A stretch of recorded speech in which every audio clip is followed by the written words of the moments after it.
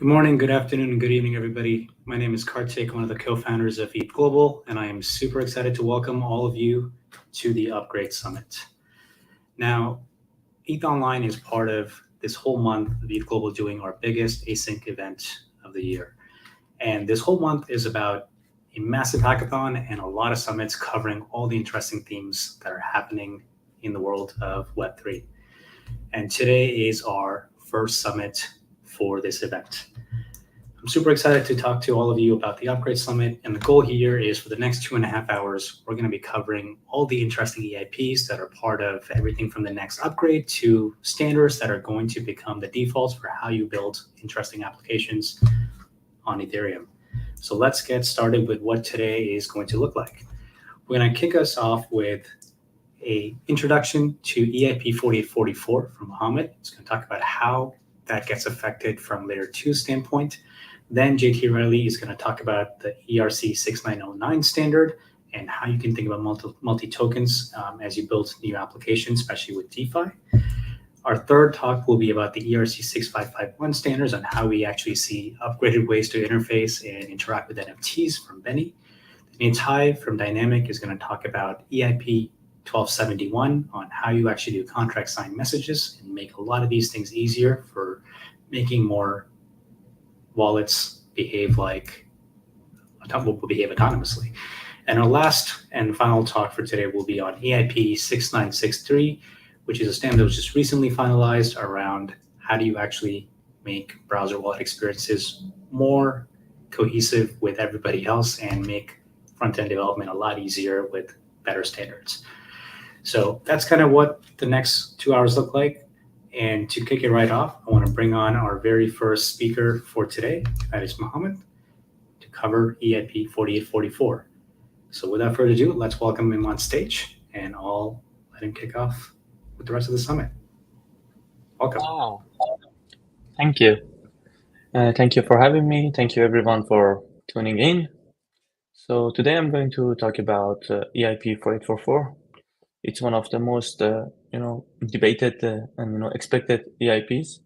It's going to improve Ethereum's utility as a data availability layer. And if any of these terms are new to you, I'm going to explain these terms to you in a bit. So my name is Mohammed. I'm a researcher at Scroll. Scroll is a ZK rollup. And one of the main users of this EIP are rollups. So I'm going to talk a little bit about the perspective of rollups on this EIP as well. Okay, first, EIP 4844 is about data availability. And data availability is a big piece of puzzle in the grand scheme of scaling Ethereum. So quick reminder, Ethereum is a decentralized blockchain. It's very secure, but we can't do more than like roughly 12 transactions per second on Ethereum, which is clearly not enough for a worldwide scale of computing. So people have been thinking about how to solving this so-called trilemma and making Ethereum scalable too, while preserving decentralization and security. And we are finally close. If we think about the progression of ideas for scaling Ethereum, first people thought about making blocks larger, and in fact, EIP 2028 did this with reducing the gas cost of call data.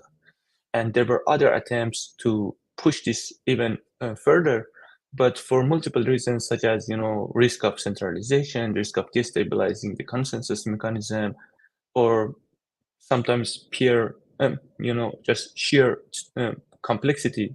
The EIPs were too complex to implement and block those attempts. And then people thought about state sharding. State sharding was this idea that we split the blockchain, the whole Ethereum blockchain, into smaller blockchains, and rotate validators in this smaller blockchains and all stuff like that.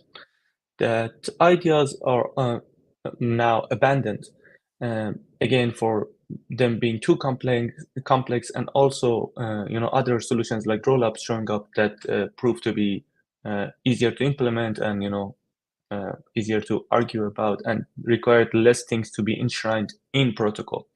But the important thing here is while people were studying state sharding and working toward it, we encountered this problem of data availability, which I'm going to be explaining in a little bit more. And then rollups were introduced. The idea of rollups is to do the computation off-chain and prove that the computation was done, the execution of the transactions was done correctly via a proof on-chain. But this proof is not enough. We also need a data availability solution. We also need to make the transactions that were executed available somewhere to the users who want to check. So we have two parts in a rollup. First is a state transition proof, and the second part is a data availability solution. As I said, the Ethereum community came together and they decided, okay, the way to scale Ethereum is through rollups, and they adopted a rollup-centric approach to scaling. That means rollups are now first-class citizens of Ethereum, and people try to make the experience of rollups better, so that it makes the experience of every user of Ethereum better. And data sharding is an idea that came after adoption of rollups. So we abandoned state sharding, but we still want to benefit from this idea of splitting work among different validators. Not everybody has to do everything, something like that.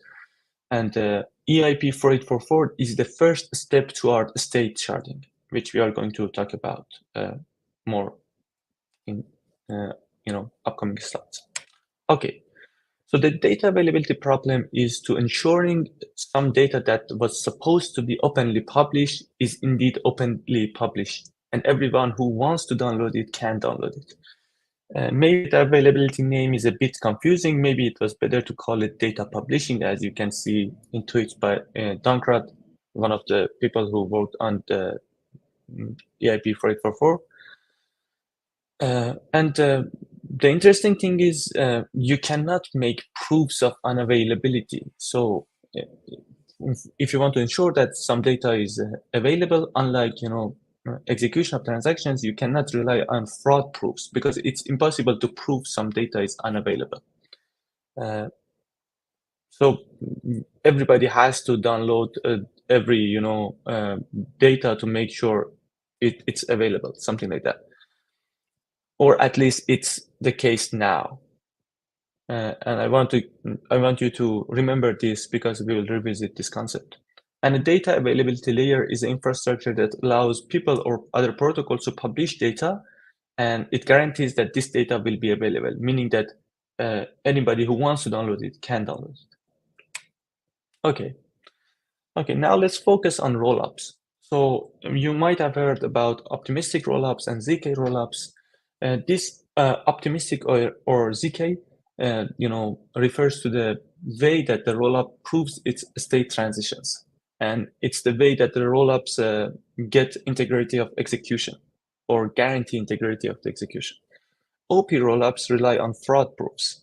And to make fraud proofs, you need to know the whole state of the rollup. So for that reason, in an OP rollup, data availability is required even for proving integrity of execution. Okay, so if you're a optimistic rollup, you have to make your state available. Otherwise, your proof system is broken. For ZK rollup, it's not necessary. Like you can have a ZK rollup with proofs, and users can be sure that everything is executed correctly, and data availability is not required. But integrity of execution is not everything. We need other things in a rollup as well if we want to preserve the level of security, decentralization that the layer 1 has. For instance, if data is not available and we just prove the correctness of execution with some ZK proof, and that the person who has the full state of the rollup never makes it available, then if they don't show up one day, the rollup is bricked. And if you want to make a transaction, they are the only way to make the transaction because they are the only entity that can make a new proof and make the state of the rollup progress forward. There are other issues like if you want to enable permissionless withdrawals, there is no way because the prover can just resist including those withdrawal transactions that are enforced. This could result in a bricked state or censorship, depending on the design. So it's not an ideal situation to be in. So full state of the rollup has to be recoverable. And the rollups do it in two different ways. One is to make all the transactions that are executed available somewhere, most likely on L1, or make the state diff of, after execution of a batch of transactions, you have some update to the state of the rollup, make these updates available. This is just a technicality, but the end goal is to make the full state of the rollup available to anybody who's interested to have it, so that we can have things like multiple provers, decentralized provers, permissionless withdrawals, and things like that. Okay, now how a scroll approaches data availability and what data availability looks like in a scroll.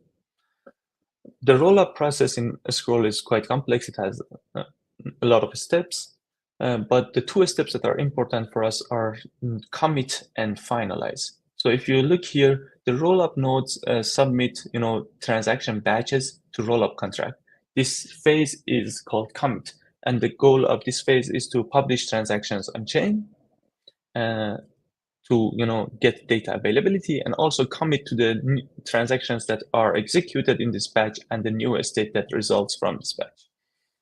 The second thing that we do or we focus on here is finalize. In finalize step, the prover sends the proof to rollup contract, which is verified by the rollup contract, and then the state of the rollup is finalized. The new state is finalized.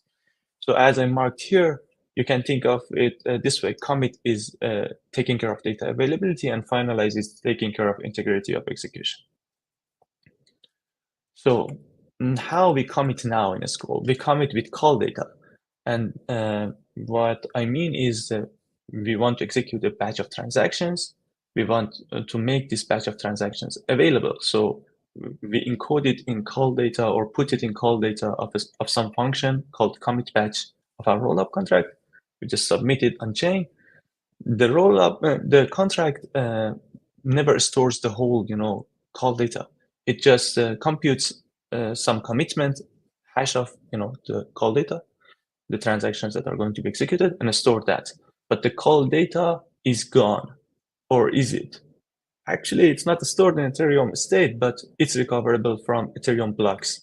So anybody who wants to download it can download it forever. Like it's there forever until Ethereum is a thing. So yeah, so it's available.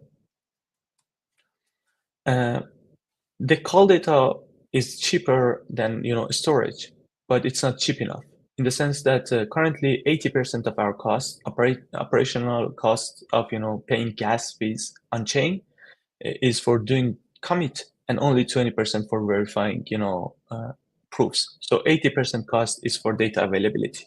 That means we need cheaper data availability solutions, but we don't want to compromise on security.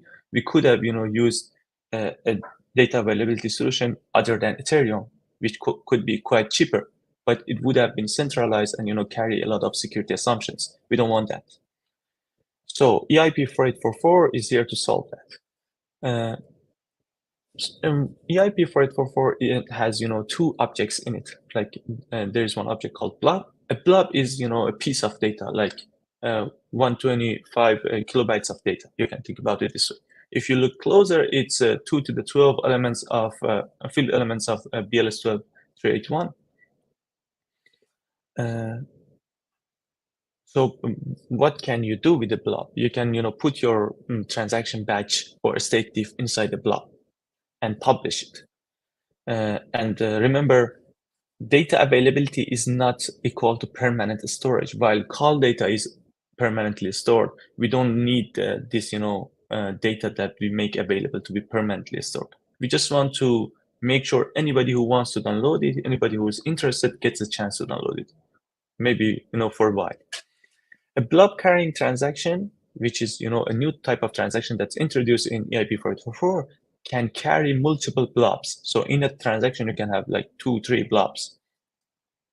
And the transaction actually has only a commitment to those blobs. So only commitment to the blobs goes to the EVM execution environment and smart contracts.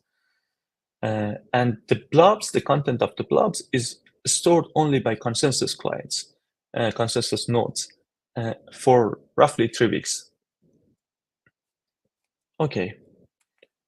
Now, what does a blob carrying transaction look like? It's actually same old EIP 1559 transaction with 2 additional fields. One of them is max fee per blob gas, which specifies how much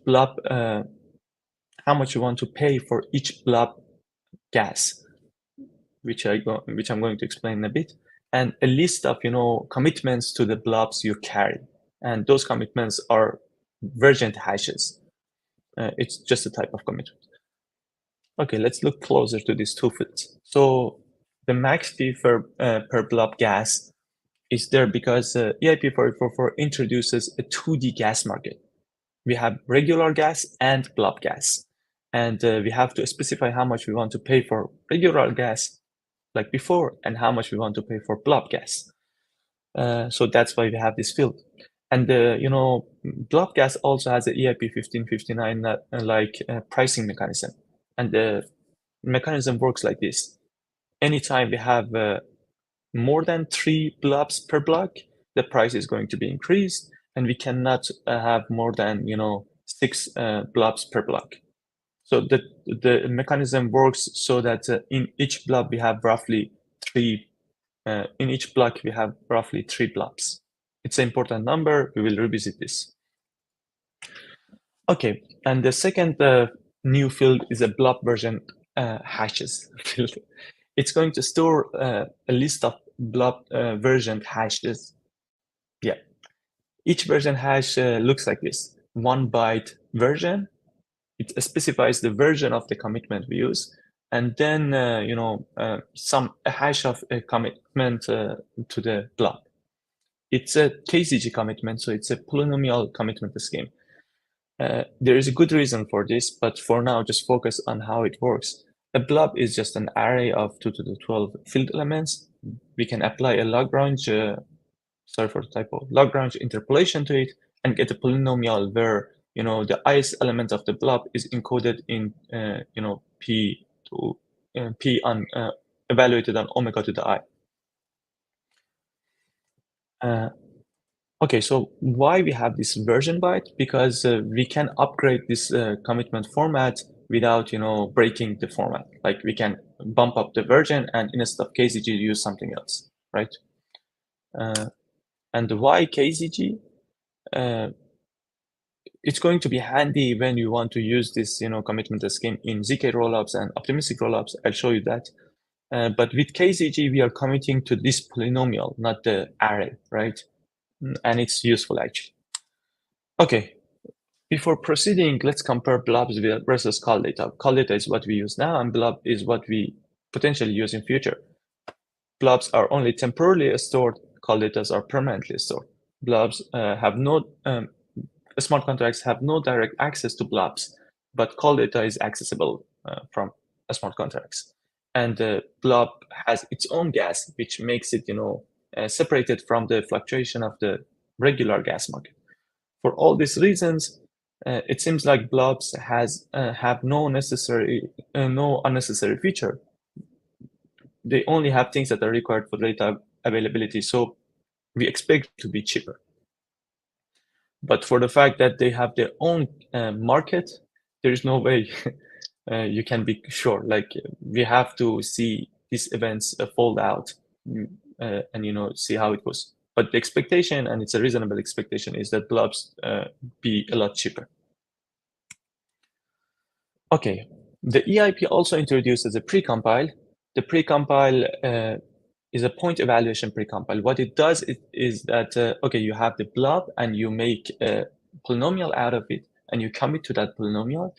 But the good thing about this polynomial is that you can evaluate this polynomial on any point. Like if you want, you can use the point evaluation polynomial and show that or assert that on point z, the polynomial evaluates to value y. This may look very unreasonable, so why not just query the highest value of the blob? But it will be handy in a bit. And remember, we have to pay for this invocations of precompile, and it calls 50k gas to do so. Okay. Back to the rollup process. We saw how we, commit to you do the commit phase with the call data, but now we want to do it with blobs. It's very easy. The rollup nodes used to submit a batch of transactions as call data. Now they submit them as blobs. And the rollup contract had to, calculate a commitment to the, batch of transaction, calculate the hash of the batch of transaction. We don't have to do it anymore. We just store the blob version hash of the corresponding blob.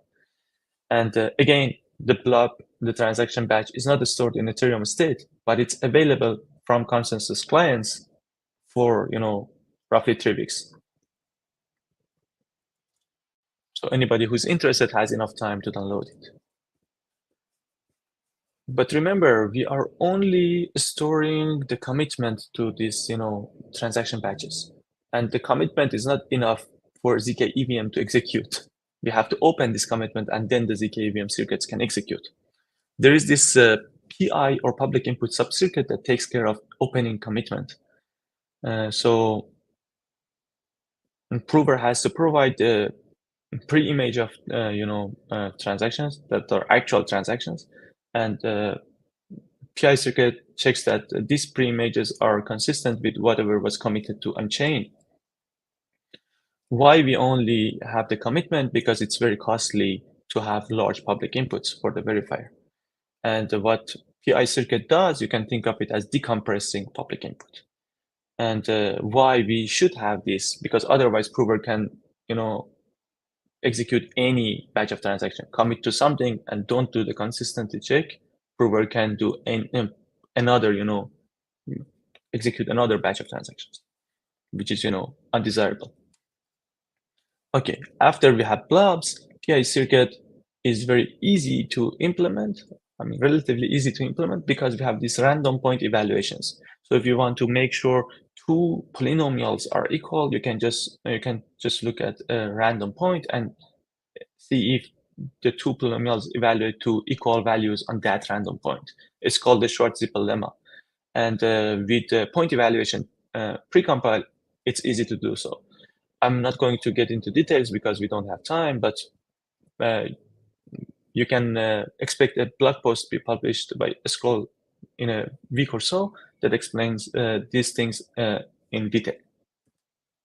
Okay, back to blobs and the capacity they introduce. As I mentioned, the blobs have this EIP 1559-like mechanism, which targets 3 blobs per block and doesn't allow more than 6 blobs per block.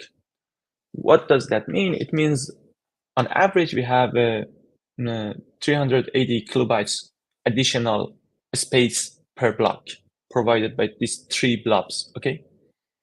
And that translates to 100 transactions, 100 Ethereum transactions, like typical transactions like swapping on Uniswap, which doesn't sound a lot. Like across all rollups, we only get 100 transactions per second. In contrast, Ethereum has 12, roughly. So we are just 10xing the number of transactions possible somehow. Okay, why these parameters are set so? Why we don't allow more blobs per block? So if you think about it, the amount of storage requirement added to consensus clients who have to store these blobs is only 50 gigabytes. It's nothing. We can double it, triple it easily. Clients won't be unhappy. People who run nodes won't be unhappy. But the problem is the larger, the blobs or the more blobs we have per block, the network propagation delay for, each block will increase. And this is bad because every block has to be attested to in, 4 seconds. Like it has to be well propagated across network in 4 seconds. And if a block is too large, attestators or validators cannot attest to it in time, and it would make the consensus mechanism unstable. For that reason, we are very careful with these parameters. We are not pushing these parameters too high, but on the other hand, we don't get much from it. Okay, When EIP 4844 will hit the mainnet, it's included in the DENCON upgrade. It is expected, as far as I know, to be here next year. And probably we need a lot more testing before it's finalized. Okay, I mentioned that there is this other proposal, data sharding, and data sharding proposal. It's mostly called dunk sharding. Dunk sharding is the same idea of having blobs, but instead of everybody has to download all the blobs, like every consensus client has to store all the blobs and serve the blobs, and before a block is considered fully downloaded, you have to download all the blobs and such. The idea is we don't enforce everybody to download all the blobs. People just have to run some tests to make sure that the blobs are available. While we can't make proof of unavailability for blobs, we can, efficiently test availability of the blobs. And that's the idea of data availability sampling. And EIP 4844 is a step towards this because it implements some components are going to be reused in dunk sharding. So if we have this, we can have more blobs, like we can have like 10 or 100 or even more blobs per block because, the cost of efficiently testing a blob is available is far less than just downloading the whole blob. Okay, so that allows us to not worry about the propagation delay that much. Okay, conclusions. So we have come a long way. Implementing EIP 4844 was quite hard. Making dunk sharding design finalized was quite hard, and I believe these are the things we achieved so far, and we can expect very good results in a short time. Like maybe now it's not enough, but in a few months or maybe a year or two, we can expect to hear better news. So the fees with EIP 4844 will go down. I expect them to go down 2x to 5x. But it's important to remember it can be still quite high if we have another bull run and a lot of transactions. That's not low enough for people to transact.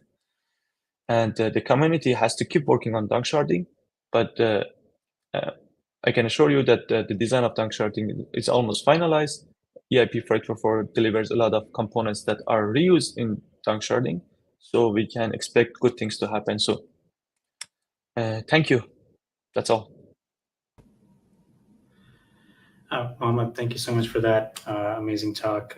Before we let you leave, I think this is a very important topic. Of course, it's going to affect a lot of application development and just what it means for L2s to grow. So one question that maybe people can take away before we move on to the next talk is, could you give us a more simple version of the answer on how do you still access that state if it's not being put into the L1? So what effectively is the mechanism if we're not putting all the call data here after 4844? How do I reconstruct the information here?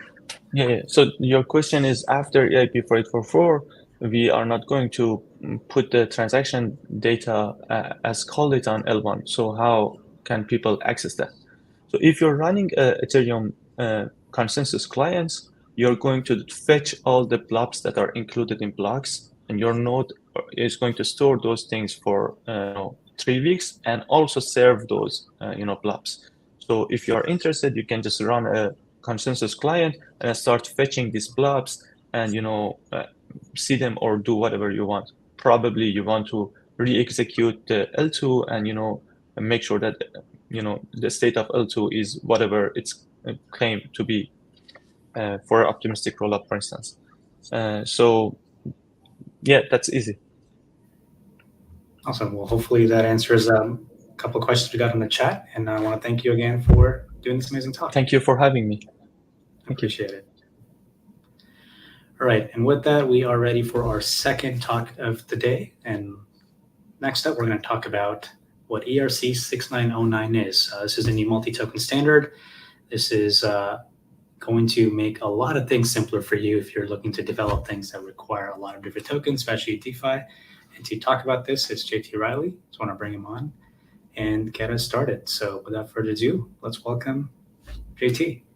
Hi. GM. Good to see you here. Great to be here. We'll get started and off to you. All right. So today we're going to be talking about ERC 6909, the minimal multi-token interface. So why multi-tokens? Why does this thing even matter to begin with, right? Well, the big, obvious one is you can manage multiple tokens and NFTs within a single contract, right? So ERC 20, the basically de facto standard of what fungible tokens are, like single fungible tokens. It's pretty straightforward, right? It's a single token where you can track a balance, allowance, total supply, decimals, et cetera, right? Well, 6909 is similar, but it can actually track multiple in one, right? So you can have balances, allowances, total supplies, anything like that, but you can have an arbitrary number of them. I guess technically 2 to the 256 minus one of them. And so just as a quick architectural comparison on this, right? ERC20 is our single token. It's always fungible, right? ERC 721 comes along a bit later. This is the NFT standard. It can be a single token or it can be multiple tokens managed in the same one, but they're always non-fungible, right? So you can have token ID 1, 2, 3, 4, 5, 6, but there's only ever going to be one of each one of those, right? ERC 1155 comes along and it can do basically everything, right? Single token, it can do multiple tokens, they can be fungible, they can be non-fungible, right? And so ERC 6909 is actually an iteration on what 1155 was, right? It's not backwards compatible. It's actually something new altogether, but from this chart you can see functionally they do the same thing. And so one of the really big use cases, and honestly the one that's probably most exciting here, is DeFi singleton architectures, right? So if we take a look at Uniswap v3, which this is also applicable to v2 and v1, and plenty of other DeFi protocols that have some sort of factory pattern, each one of these markets, right? Each one of these AMMs are on all their own contract, right? Each contract owns, in Uniswap's case, a pair of tokens, right? And every if you want to, let's say you're doing arbitrage or maybe you're doing multi-hop swaps, right? Things like this, you have to go between multiple markets. That's a pretty common thing to have to do, but you have to do so through external calls, right? These contracts have to call out to one another, and this gets really expensive, and even though all of the Uniswap pools individually have flash loan functionality, um, there's kind of a limit, right, to what can be done with this. The amount of tokens you can flash loan are limited to the amount of tokens in the individual pool, right? So there's a bit of liquidity fragmentation there as well. But over here in Uniswap v4, this is still work in progress. You'll notice if you've looked into it, architecturally it's pretty similar to Uniswap v3, but everything's contained into one singleton contract, right? Every market is managed under the same contract, and they actually use, they're using ERC 1155 at the moment, to handle this multi-token, system. And recently, I actually opened a pull request for this to try out ERC 6909 just to take a comparison here, and they are functionally the same. You don't lose any functionality by using either one, but there's some pretty big code size and gas efficiency savings, which we'll take a quick look at some of that here in a little bit. But the big thing to note here is that more and more DeFi architectures are going to be trending towards this singleton pattern, both for liquidity reasons and for gas efficiency reasons in the future. So why not 1155, right? I've mentioned a couple of times that they're basically functionally identical, but why will we switch this out, right? So the biggest one is simplicity. So if you want to make a simple transfer, if you're Alice and you want to transfer a token to Bob, you have this pretty complex flow chart. Obviously, you want to make sure they have balance. Because of the way that 1155 does its transfer system, you also have to check if the sender is the caller. If they're not the caller, we have to check if they're an operator. Is the receiver a contract? If so, do they implement that? Do they revert? What do they do? I mean, it's a mess, right? ERC 6909, on the other hand, pretty straightforward, right? Does the sender have balance? If so, send the tokens, right? Otherwise, we throw some kind of error. So it's a pretty straightforward, simple system here. Now, the other big thing is code size, right? The reason that this even came up with Uniswap is that Uniswap's getting pretty close to the code size limit, for for their singleton contract. And so as just a quick side-by-side comparison, these guys come from the Soulmate repo. And these are just the mock like 1155 and 6909 contracts here. And you can see that the code size difference is pretty drastic for something that's more or less functionally identical. So what do we do about this? Like what do we do with this information? Well, the simplest one is we can go ahead and start replacing these things, right? So in terms of like what actually is like really like divergent here, right, is there are I think 2 or 3 different things that 1155 does that we kind of found to be not necessarily useless, just they don't get used in production by many protocols, right? The big one is batching. So creating like a batching system in the specification itself requires that everybody implement the same batching scheme, and for gas efficiency reasons, code size efficiency reasons, like there are different variations you might want to take on something like this, right? Like different ways to do the batching systems.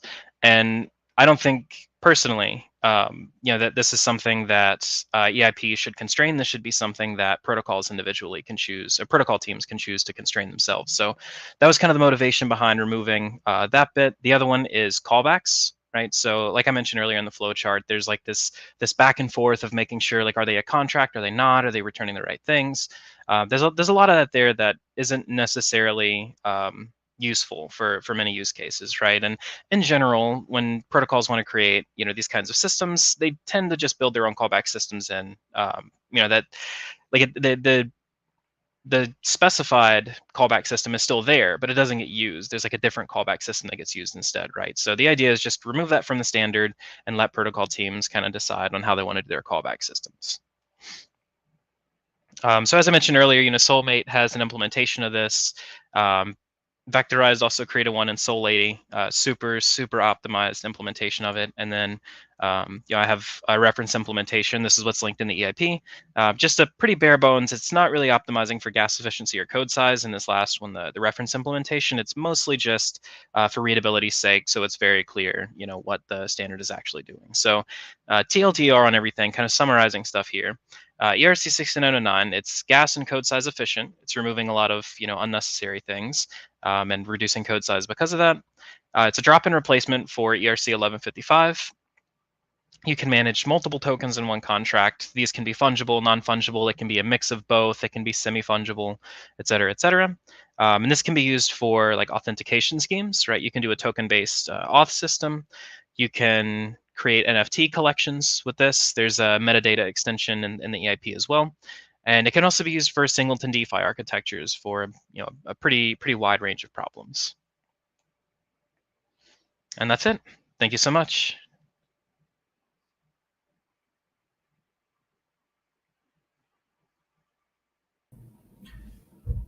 Awesome. That ended up being a quick one, so I think we have a decent amount of time for going into some questions. So I guess my first question is effectively, was coming up with a new standard the only way to do this thing, or could we have thought about changing how we design applications altogether? Okay, so maybe a little bit of background on why why this even came up in the first place. So I've worked on ERC 1155 on a couple of repos now, like Snackmate. I worked a little bit with the SoulLady guys, right? And I've kind of implemented it here and there, and I kind of realized that like there are a lot of things that are being constrained by the standard itself, right? And I even got in touch with one of the original authors of ERC 1155, and they mentioned that like a lot of this stuff was like a bit excessive for an EIP, and so that actually spawned this whole thing. I mean, at first it wasn't even meant to be taken seriously. I was like, oh, look, this is a pretty simple and dumb way to do this. Like, why don't we just do it this way? And it got enough support that we created an EIP for it. And I think like overall, EIPs are of course useful because money Legos and modularity, et cetera, et cetera. But kind of the philosophy behind this is the EIPs themselves, like what is constrained by the standard, should be absolutely minimized, right? So like what 6909 enables is strictly accounting of like multiple tokens, what are their total supplies, what are the balances, and then it has this granular authentication scheme where you can have operators or you can have allowances. It kind of allows you to choose. But other than that, it doesn't constrain anything else about the behavior of the contract. Gotcha. Well, there's another question from the chat. Let me just read that as well, which is, I guess in this situation, how do you manage multiple tokens? If you can have, just multiple tokens here for 6909, could you elaborate on kind of how the permissions work and how you can think about permits? Sure. So in terms of permissions, because you can have multiple tokens under the same contract, and I guess like a high level like explainer of how this works is that with something like ERC20, tracking balances is just a hash map of addresses to balances. You can think of 6909 as a hash map of token IDs to entire tokens, right? So it's like a hash map of a hash map, essentially, right? And so the way the permission scheme works with this, there's like a dual system here, right? 1155 does an operator system where it's all or nothing. You set somebody as an operator and they can transfer any amount of any token, right? Now this is useful if it's maybe being used in like a gaming system or something where the stakes aren't very high, but this becomes a security concern pretty quickly. So the other system that is obviously pretty common in the token space is like the allowance system, right? So setting an exact number amount of like how many of a token you can transfer, and so there's a bit of both, right? And there's a little bit in the EIP discussing like which takes precedence and things like that. But overall we have just the granular system of you can spend n tokens of this token ID, and then there's the higher level. You can take any amount of any one of these and spend it on my behalf.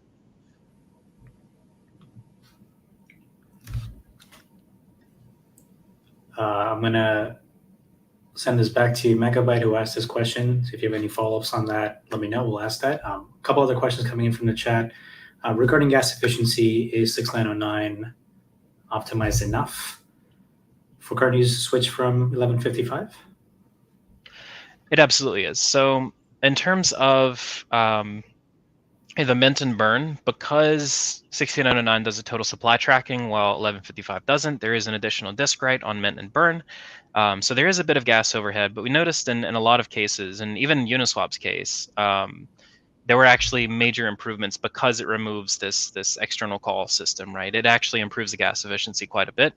And I think on transfer alone, I think it's around 20,000 gas per transfer, right? So a pretty significant amount for transferring things around and things like that. And then of course with the dual permission scheme, there's some other like improvements in there. I think it's absolutely worth exploring what it's good for with this kind of thing, right? What like where you can get the most gas efficiency gains.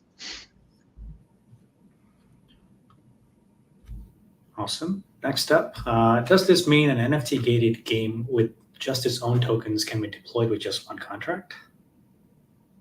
Yes, exactly. So the idea is like you want maximal like flexibility with this. So if you want to create a game, you could have maybe a fungible in-game currency on one token ID.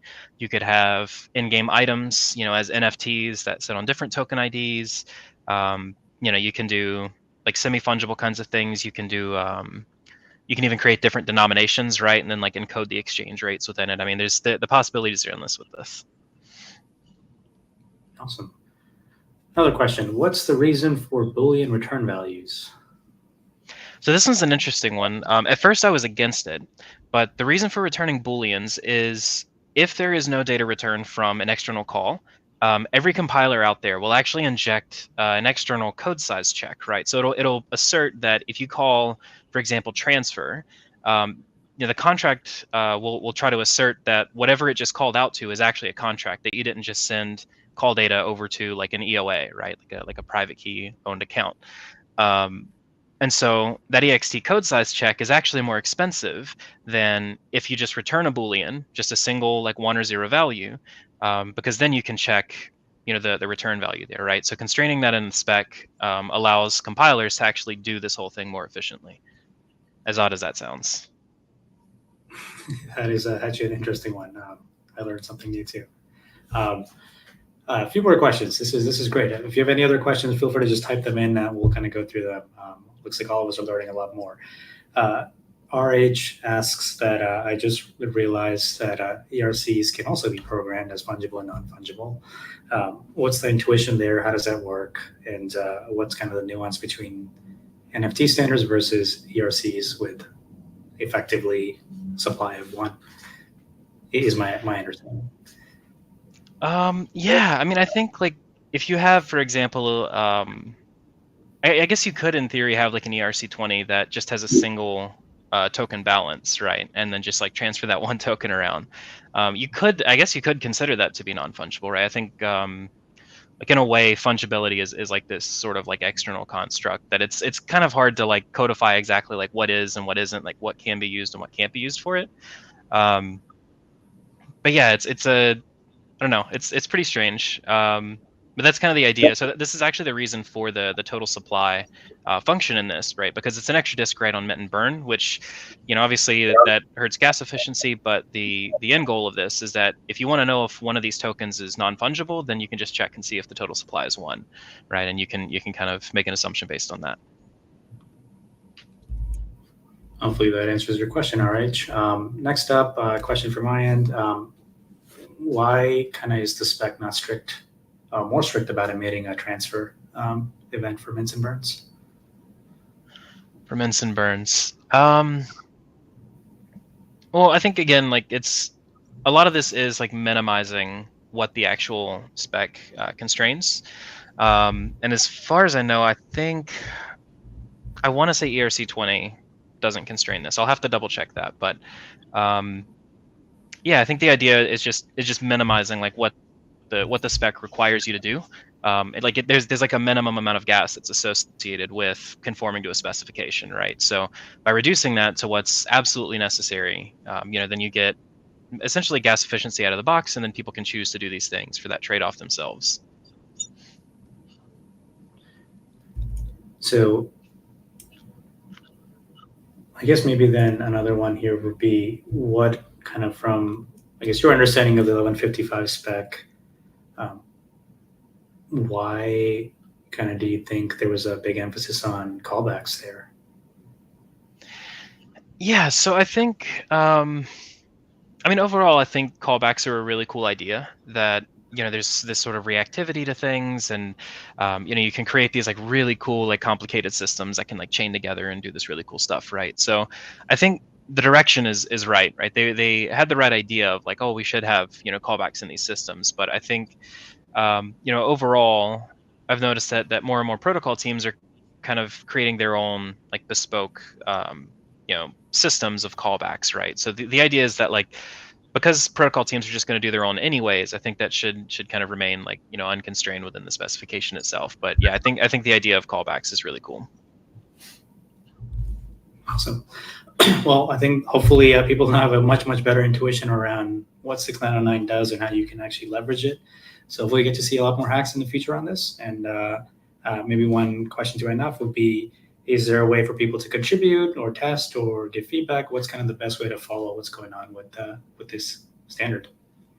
Absolutely. So we're reaching the end of the draft phase on this. So it is going to like finalize the actual specification itself very soon. So if there are any like last minute discussions we want to have, feel free to jump into the ETH Magicians chat and talk about it there. Of course, there's you can also reach me on Telegram and Discord. And yeah, the other thing is just, these open source repos that people tend to use pretty often, getting it in there and getting these things tested and, getting more eyes on these implementations, I think is a really good idea. So like I said, there are a couple that are implemented now, but other ones like Snackmate, for example, it's a Viper, repo for this kind of thing. As far as I know, it's not implemented there yet, right? So there's some other places as well that it can be implemented. And then, of course, if anybody is using 1155 and some kind of protocol architecture, just experimenting with it and seeing how 6909 works is also super helpful as well. Amazing. Well, thank you so much for taking the time, and we'll hopefully get to see this thing in the wild soon. Awesome. Thanks for having me. Appreciate it. All right, we are running a little bit ahead of schedule, so we're going to take a quick 5-minute break, and then we'll resume with our third talk of the day, talking about the 6551 standard. If you loved the multi-token standard here, you're going to definitely be blown away with what you can do with NFTs. So we'll resume in 5 minutes.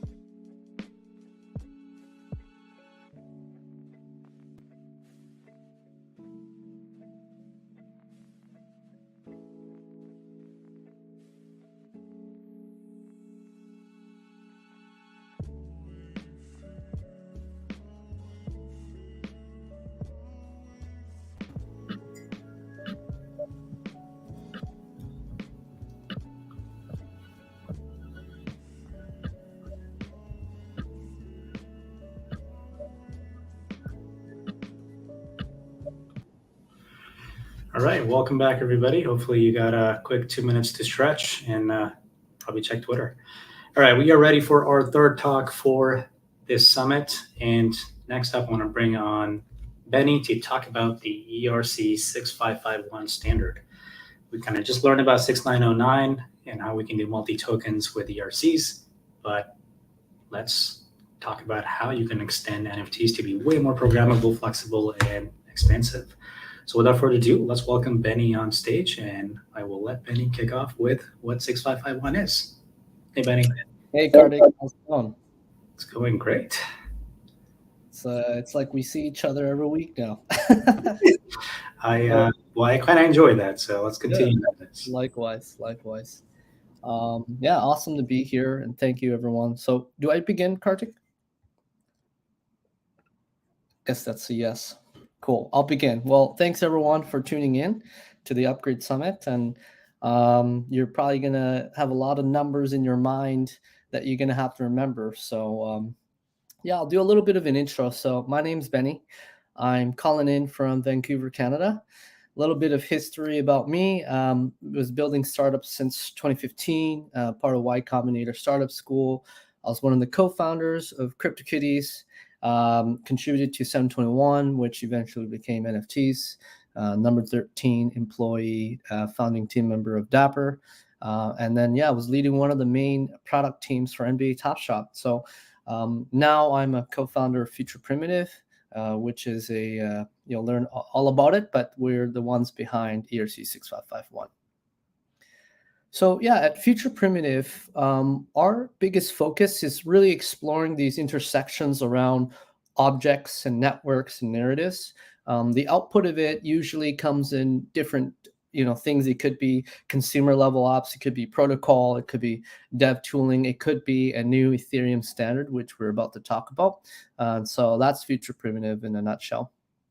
And I wanted to kind of start off the talk in terms of zooming out, right? Because a lot of times we're so deep into like the crypto side, and we get into all of the technicalities. But I like to kind of zoom out and think about the grand scheme of things before we zoom in. So one of the biggest questions that I ask myself is, where's most of human history stored, at least physically, right? And it look, from what we understand, it's usually libraries or museums or archives. And some things to think about is the human population has grown 20x since the 1400s. We're near 8 billion now, and there's more and more of us populating planet Earth.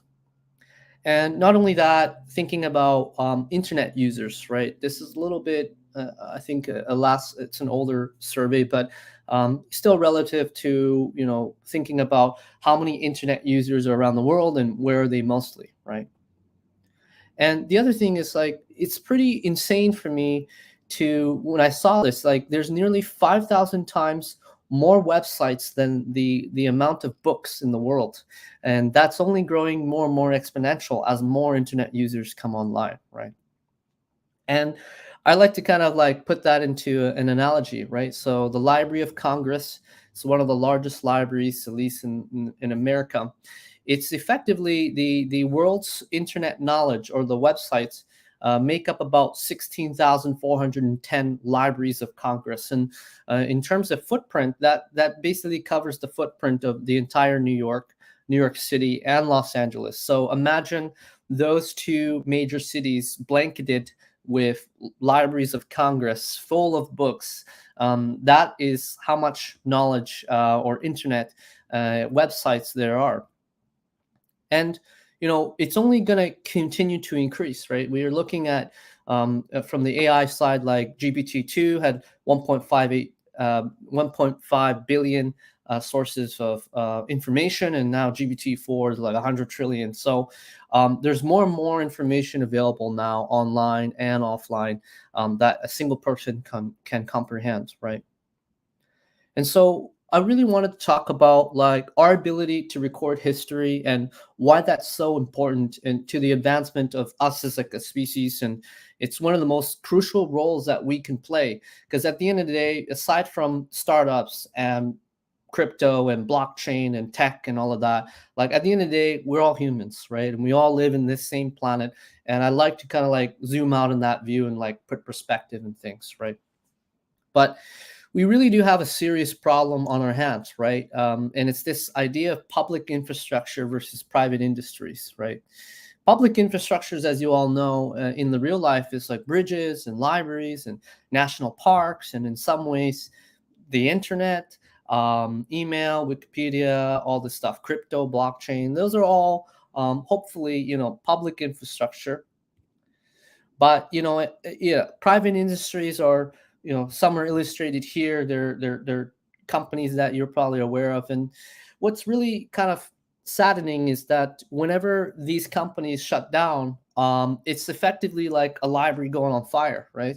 And we've seen that over the last several years of companies that are, have a wealth amounts of knowledge and culture and videos and photos that you've maybe uploaded or other people have, and it just gets lit on fire when it shuts down servers. And it's really kind of a sad thing that chunks of humanities and the knowledge is just evaporated. And so what I wanted to illustrate here before I get into 6551 and NFTs and all that is to really put that into perspective of why it's important to put things on chain, right? Putting things on chain with the purpose of keeping a record on human history, on the culture of humanity, and instead of just about magical internet money is super important. And it's way more important than the speculative aspects. And I think a lot of times people kind of miss that, right? So one thing that I've been thinking a lot about is, and these numbers obviously are evolving, but on Ethereum right now, there's like 2.1 billion transactions in total. And that's about 8 events per second. So as I've chatted here already a few minutes, there's already been probably hundreds of events that are happening, right?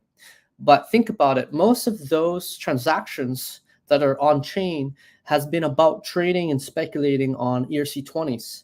And yes, there's also 721s, but predominantly a lot of it's been around DeFi. And if you look on the bottom right, like art and culture is so small.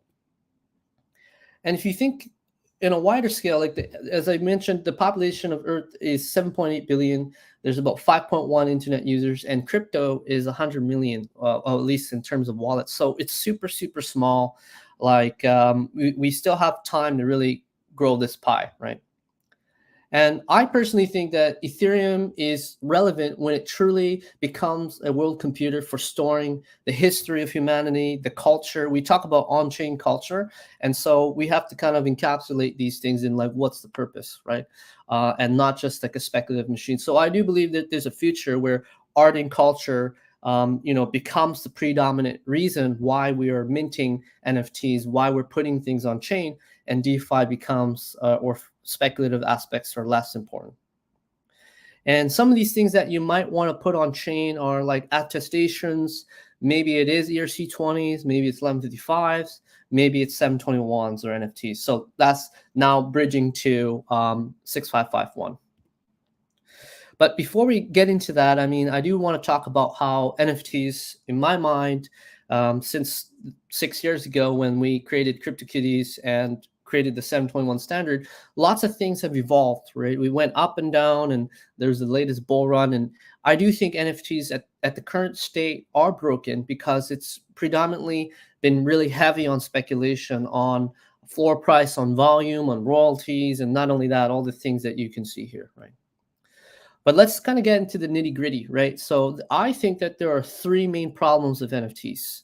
And these are the 3 outlined here, right? So when we were defining the 721 standard, the focus of it was, wouldn't it be interesting to have something that's on-chain, that's an object, that's unique, and then you can own it? And that's pretty much all that the 721 standard had specified. Anything beyond it, like breeding, battling, burning, all these things are custom contracts, right? The second thing is, when we designed 721, we never imagined a world of like ups, right? I remember Liam was exploring state channels and, plasma, all this stuff, right? So, at that time it was like CryptoKitties live on mainnet, and if you wanted to launch another NFT, it's either mainnet or another L1, and these don't really connect with each other. The third is CryptoKitties and Cheese Wizards and all the early, like the first generation of NFTs. They weren't really meant as online identities. They were mostly, cute, cuddly, collectible characters. And so what was really interesting is that this PFP phenomenon had brought into the attention that, NFTs can be part of your online identity. So let's dive into the problem, right? So present day, I'm sure for most of y'all who have launched an NFT project or been thinking about it, it's really difficult, right? Like you could launch a 721 NFT contract, and then let's say one day you're like, hey, wouldn't it be so cool that we can get them to battle with other NFTs or breed them, or wouldn't it be cool if there was like some really like interesting on-chain game mechanic? Well, hopefully you could write Solidity, and hopefully your Solidity code is good enough that there's no vulnerabilities and you have to get it audited. But 6 years ago, like I know that process was really, really difficult, especially for when we were working on CryptoKitties. And 6 years now, like last year, we were writing a bunch of custom contracts, and I was still in shock that it's so hard. It still takes so long to write to create something on chain. Or the other option is some folks have modified 721 or 998, and they've kind of like Frankenstein their own version and kind of expressed down there, it's expensive, it's not composable, breeding here cannot be repurposed. The second thing is NFT bridging is broken as well, right? Like if you have an Azuki on mainnet, if you want to bring it to Optimism or you want to like do something on an L2 rollup, it's really difficult. You either lock it up in a centralized bridging contract, which becomes a honeypot, or you burn it and then you mint a clone. And that's kind of a broken process, right? Like how does an NFT supposed to live across the EVM if it's going to get burnt every single time, right? And then the third thing is our wallets have become our identities, right? Most folks have ENS, and like I'm just putting MetaMask there, but you probably use other wallets. But yeah, you connect to dApps with your wallet, you own tokens, you transfer tokens. But why is it that an NFT doesn't have the same properties? Why is it that they're static assets, one-dimensional? You keep them in a ledger or a wallet, you screenshot it for a PFP, and you just hold on to it, right? Why is it so? Why hasn't it changed in the last 6 years? So that kind of brings us to ERC 6551 or token bound accounts. Sometimes we call it TBAs. And these are the three benefits of thinking about 6551, right? The first one is plug and play on-chain mechanics. So we see a future where if you own an NFT right now, you own the asset, right? But you don't control the utility. You're waiting on the developer of that project to ship some sort of on-chain game, and hopefully they do. If they don't, well, too bad, so sad. You own the asset, but you don't control the utility.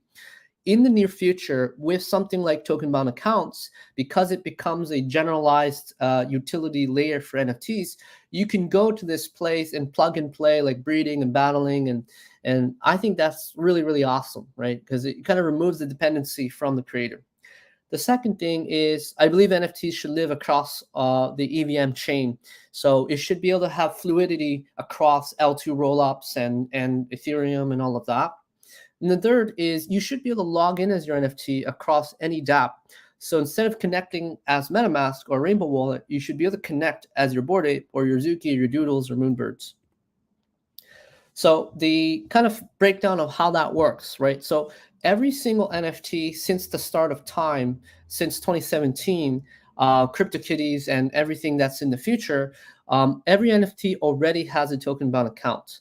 This is one of the magic tricks that I personally think is super awesome, right? In the blockchain space, there are several magic tricks. I would consider ZK proofs as one of them. Like, how do you know something but not know something? The second magic trick that I think is super crazy is flash loans. Like, how do you borrow $1 billion and kind of return it in a millisecond in the same transaction?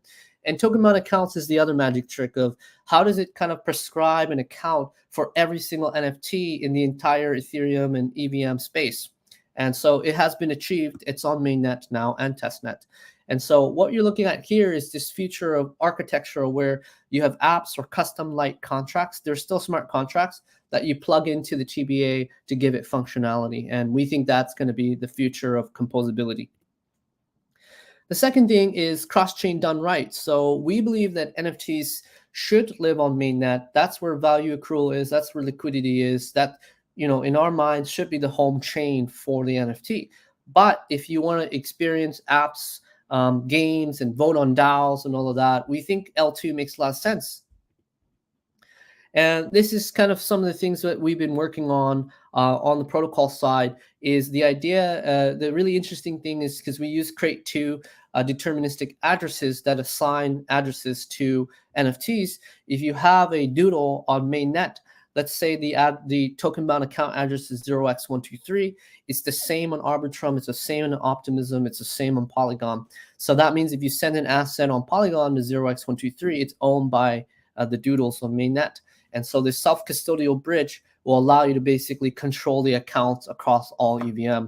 And that's super fascinating because you can basically pay L2 gas and play a game as your doodle on mainnet. And then third of all is because every NFT has its own address now, you can have an identifier like an ENS subdomain. And not only that, the more interesting thing is your NFT can do everything a wallet can, right? You can connect to the dApp, you can own tokens, you can transfer tokens. And we think that's extremely interesting. And it really gives NFTs the same on-chain rights as a wallet. So that's kind of a high-level overview of TBAs and 6551. And like I said, CryptoKitties to Azuki, they have every asset has a TBA. If you're probably wondering, how do I know what the address is? Well, tokenbound.org, you could think of it as like an Etherscan for NFTs. That's where you go and you can see all the addresses. And the really cool thing is that you can literally put any asset inside of an NFT. You can put ETH, USDC, ERC20, 721, 1155. If, say, tomorrow you create a new token standard, ERC 9000, you can put that inside of a TBA as well. And then lastly is that you can connect to any dApp with your NFT. So just to give you an example, I did some screenshots, but literally on tokenbound.org, you can actually download a CSV of an entire collection of addresses, TBA addresses of all the NFTs, right? So you can see here all the Moonbirds, or at least these ones here, they all have addresses. So if you're thinking about airdropping or giving a gift or something, fan art, you can literally just drop it into these addresses today, and it's on mainnet. And not only that, it's the same with Azuki, it's the same for anything else. And it's not just for PFPs, like even any 721, literally, including crypto art and all that, you can see here, they all have TBA addresses as well. And like to drive this home, like I like to make mixtape NFTs that are 721 via Zora. And so, like I said, every 721, including this mixtape video, has its own token bound account address. So that means I could drop things inside here or I could put tokens inside of this NFT. And so over the last 6 years, there have been many different attempts in kind of exploring this idea of dynamic NFTs. There was 998, and there's several other protocols that have kind of dove down in this space. But none of those protocols or standards actually fit these criteria. The first thing I will say is ERC 6551 is not a token standard. A lot of people get confused and they think 6551 is replacing 721 or 1155. It's not. It's actually an Ethereum standard that links every NFT with a smart contract wallet. So how does it work? What are the design criteria? So it works with all existing NFTs, backwards compatible and future-proof. You can hold literally any asset, any tokens inside. Number 3 is there's no wrapping contracts. So contrary to some of the earlier implementations where you have to wrap your NFT, you don't have to do that. Number 4 is because simply this is a wallet, a smart contract wallet, just like Gnosis Safe in some ways. It works with all existing platforms. So that's super awesome. And then number 5 is it's fully decentralized. So every single NFT, if let's just say there's 500 million NFTs on Ethereum on mainnet, literally there's 500 million smart contract accounts. So each NFT gets one. And the NFT has full custody of it. The other way to think about it, if you're more technical, it's kind of like a multi-sig with one signer, which is the NFT. So how are TBAs different from EOAs? Well, it has all the same properties of an EOA, but there's no seed words, there's no private keys. The other way to think about this is account abstraction, or AA, for NFTs. And we really do believe that the marriage between NFTs and AA, it creates the perfect mix that NFTs now can become your full on-chain identity. We get this question a lot of like, what's 4337, what's EOA, what's TBA, what's 6551. I know there's a lot of terminology. At the end of the day, the way I describe it is there's this huge wave that's been forming for the last 2 years. And this huge wave is around improving user experience across the board. And this wave is what I call the account abstraction wave, right? And it's a wave that's meant to replace some of the rough UX that you've experienced with private keys and seed words and all of that. And so, token bound accounts are on that wave. We're part of the AA movement, except we just have a different surfboard, right? Our surfboard is fully focused on NFTs. And we don't, we're not really creating accounts for DeFi apps or all that, right? So that's how you kind of like frame like, where this all sits in.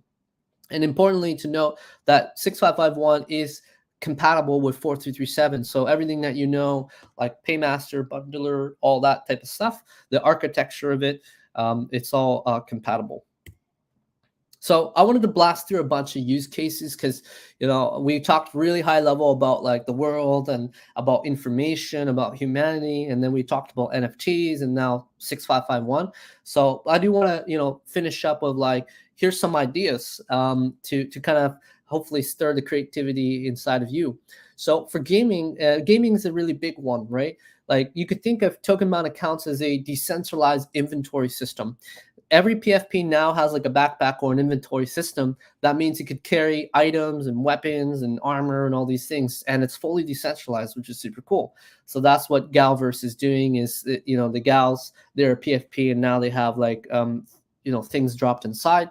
There's an emergence of like bring your own NFT, where like now you can log in as your doodle and play a game with other NFTs. Parallel, they're a top 20 NFT. They're building a AAA Unreal Engine 5 game where the characters are NFTs, and they have token bound accounts where they can collect tokens in the game. For DAOs, what's really interesting is Coop Records from Cooper. What they've been working on is a NFT fan pass for a musician, Daniel Allen. And every 2 weeks, they're dropping music NFTs inside of that fan pass. So you could think about like, what does it mean to have like some sort of like reoccurring subscription to music or photos or whatnot. Station's building a NFT membership platform where all the badges and stickers and POAPs are now put inside of a membership, NFT membership. And you might be asking, why would you do that? You can already have it all in MetaMask. The thing is, when you're in MetaMask, it's all one singular layer, right? And so if you sell the membership, you still hold the POAPs and the soulbound tokens. It kind of messes with the hierarchical relationship between them, right? The other thing that we've been exploring since Eve Waterloo is this idea of RDF, or retroactive DAO formation.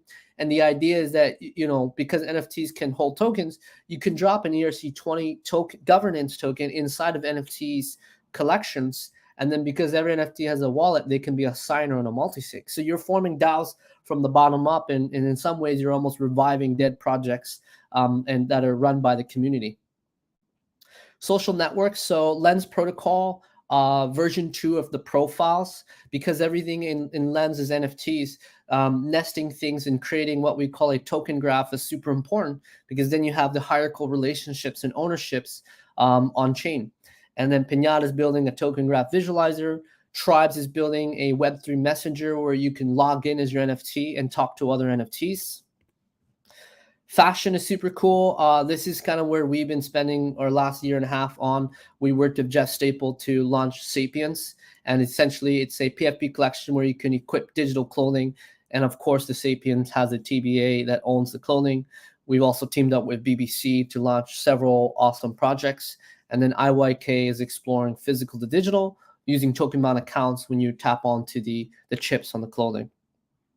So wrapping up now, now that you've kind of went through the whole emotions of from the highest level all the way to what is actually tangible, I think the message I want to leave with you guys is, to create on-chain culture, we must produce more cultural assets that can be, animations, that can be 3D assets, that can be photos, that can be videos, that could be mixtapes. We just need to output more. We need to, and Zora has been leading that charge a lot. But something that I would leave with you guys is like, this is such an important moment in all of our times being builders in this space. And, think about what it means to create on-chain culture. And the other thing is, if you're collecting, collect NFTs, collect these things because you love it. Not collect it because you can flip it and make a return, right? And so that's kind of the last message I'd leave you guys with, thinking about on-chain culture and how token bound accounts are going to be the driver of that force for NFTs. So yeah, we're Future Primitive, and we're missing a few team members here, but we all say hi, and we're happy to chat. I'm on Twitter and Warpcast and all that. So yeah, thank you so much. Awesome. Thanks, Ben. It was like a really amazing intro and history lesson on how everything started. We have a couple questions from our chat here, so I'll kind of ask them and get some of those clarifications. The first one is just overall, if somebody wants to now think about executing transactions or performing different activities with their NFTs, does that mean that they need to fund every wallet to do all of this? Or kind of what's the relationship of the NFT with the account that's holding other tokens? Yeah, so architecturally, like, there still needs to be a wallet that owns the NFT. That wallet can be MetaMask, Gnosis Safe, Rainbow, Family, whichever, or an AA wallet, MPC wallet. So what token bound accounts is a wallet that's linked to a NFT. What the NFT can be held in any other wallet, right? So the question is, like, does the NFT actually need ETH to do certain transactions? And the answer is yes, right? So like, there's probably going to be interesting solutions around dusting, like sending a small amount to all the other NFTs in your collection. Or I think actually you might pick 2 or 3 NFTs that you really, really love that you're going to actually use to log into dApps. And those ones you kind of fund it with some of the ETH, right? But certainly we're such an early stage around this that I'm sure there'll be a lot of hackathon projects that kind of explore that. Absolutely. The other question, which I think is going to put you on the spot because I'm not sure if this is ready yet, but the question is from, actually implements the content from the last talk, which is, do you know if this is compatible with 6909 already? I have to look into that. That Jaden probably would have an answer to that, but yeah, I'll take 609. What was the number again? 6909. Just multi-token standards. But at least my guess is that it is, because you're still getting an account wallet here. It's just tied to the ERC 721 in your standard. So who's the question from this is from RH.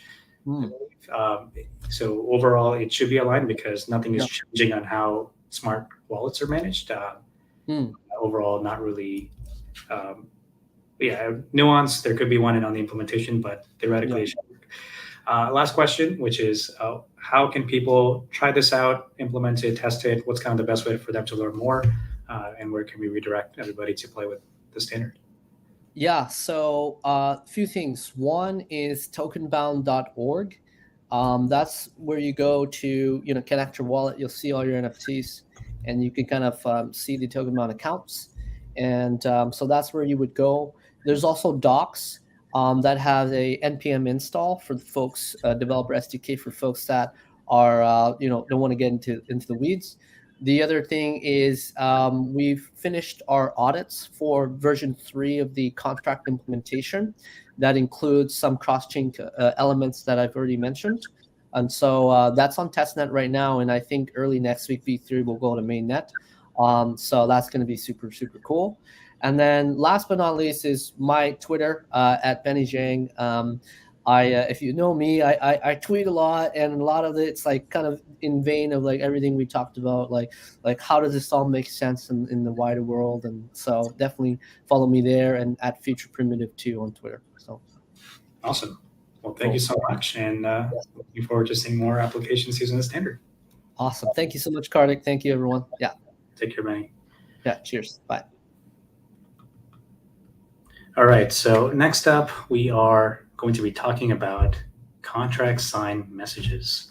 This is a really interesting EIP that simplifies a lot of things, especially as we get more and more into account abstraction.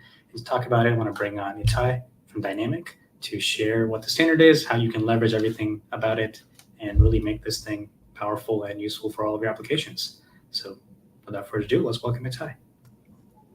Hey everyone, I'm Itai. Can you guys hear me okay? Everything is great. Everything's great. Awesome. I learned, I don't know if this will work, but I learned there's a new Apple trick. Let's see if this works. Yes, it does. Nice. Great. Nice. This is my new entry to every video call going forward. This is what we wanted to upgrade the OS. Yeah, exactly. This is your incentive. That there's also balloons, but I'm not going to show if it goes well. You can do that after the presentation ends. There we go. That's right. That's right. This is the, just so everyone knows, this is the highlight of the presentation. Everything is downhill from here. But we will start. Should we start? Should we get going? Let's go. Let's do it. So we will talk today about two ERCs actually. So ERC 1271, which is the topic is about, but also ERC 6492, which is important, especially within an account abstraction world. And we'll get to it, but it deals with contracts that have not yet been deployed. We'll start with a couple things on the agenda. Let's see if this works. We'll talk about Dynamic, which is the company I'm the co-founder of, just in 60 seconds. So you guys have context as to why I'm here and actually talking to you. We'll talk about the smart wallet revolution and why these are important EIPs and essentially ERCs. We'll talk about some of the challenges with signing with smart contracts. We'll talk about the two solutions, and we'll leave you with hopefully an optimistic note about the future. But with that, real quick about Dynamics, I'm Itai. I'm one of the co-founders. Dynamic has been around for about 2 years. We're backed by A16Z and First Round Capital and Solana and Circle and a bunch of other amazing folks. And really what we do is kind of an all-in-one authentication platform. So if you go on Sound or Token Proof or Animoca or Alongside or Parcel or Doodles and you click login, that's powered by Dynamic. You can either create embedded wallets or you can log in with kind of third-party wallets. And the context of why I'm telling you this is because we deal with ERC 1271 on a day-to-day basis, right? We have to deal as a provider to dApps. We have to ensure that if someone comes in with a smart contract wallet, they can sign into that dApp. So that's the context for why I'm here and why I'm talking about this. Just so folks know, the Dynamic product, and this is not, I do not mean this as a sales kind of pitch at all, although I wouldn't be a founder if I don't at least mention the company, that I work for. This is what Dynamic looks like. So it's essentially kind of a multi-chain wallet adapter on steroids. So you can do a bunch of really cool things with it. And if anyone ever wants to talk about it, let me know. But this is the last I'll talk about us until the very end. And we'll actually talk about the topic at hand. So if anyone has been in Web3 for last year and has been living under a rock, then you might not know. But besides that, the smart contract wallets are coming. And really what we think will happen over the next couple of years, and the reason these ERCs are important, is that the web is kind of moving to account abstraction based world, right? It's essentially a combination of a couple really cool things. The ability for you to spin up a private public key type kind of system for users, so a wallet per user, but also make that wallet super smart. So make that wallet something that can do a bunch of really great things. So in our vision, in the way we see the world, is that if you fast forward a couple years, every app on your phone has some sort of smart contract wallet tab to it. It might be hidden. You might not know it exists, but it will be there, and it will allow you to interact with other apps. It'll allow you to transfer money. It'll allow you to kind of interact with games and so on. Sometimes behind the scenes, sometimes in kind of a center stage. But that's kind of the world we're living and moving to. And that creates a bunch of really cool opportunities, but a lot of really challenging problems, right? And if we think about account abstraction, we had Dynamic kind of divided into two types of wallets. We think about branded wallets. So wallets like Sequence or Argent or Embraer and others, and some multiple up and coming ones that essentially are a wallet that you have on your phone. You pull it up, but it is a smart contract wallet. So it is not just an EOA, just a single private public key and some basic stuff on top of it, but it's a contract that has been deployed or about to be deployed that lets you interact with other contracts on chain, right? And that's one category. The second category that we think about, and is a fascinating category where we spend more of our time, is the embedded wallet category. So how can you log in with an email or social to an account and spin up as part of it a smart contract wallet that lets you sponsor gas for your users, lets you create session keys, social login, and so on. And there you have really interesting players like ZeroDev, like Alchemy, that just announced some cool stuff over the last couple of days there. And that's where we're going to focus a little bit more. Now, if anyone's interested on the account abstraction side, and again, these are all kind of just context for why ERC 1271 is important, you have this massive ecosystem that's spinning up, right? So you have wallet SDKs, you have smart wallet apps, you have kind of gaming focused SDKs, infra. So it's a pretty kind of healthy ecosystem that's growing in order to make everything an account abstraction wallet. Now, by the way, this is an extremely long monologue. It sounds like we'll take questions at the end, but please note them down and ask me anything. As you can tell by now, I can talk for a very long time. So at the end, please pause, stop me and ask me actual questions about all this stuff. Let's continue. So the last thing before I dive into the details is, as developers, we should be focused on creating flows that people want.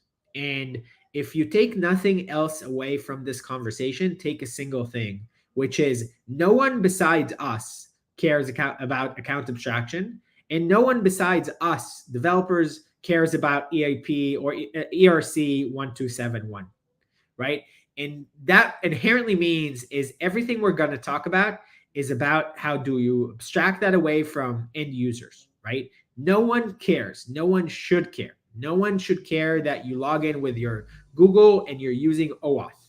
No one should care. And that is one key takeaway I want to make sure everyone gets as we dive into the details.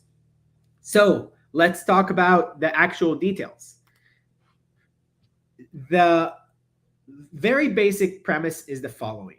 When you want to sign a message, as in, for instance, sign in with Ethereum, you generate a nonce, and we'll go through it, and you have an EOA or a regular wallet sign and return that, you verify it, and you're good to go.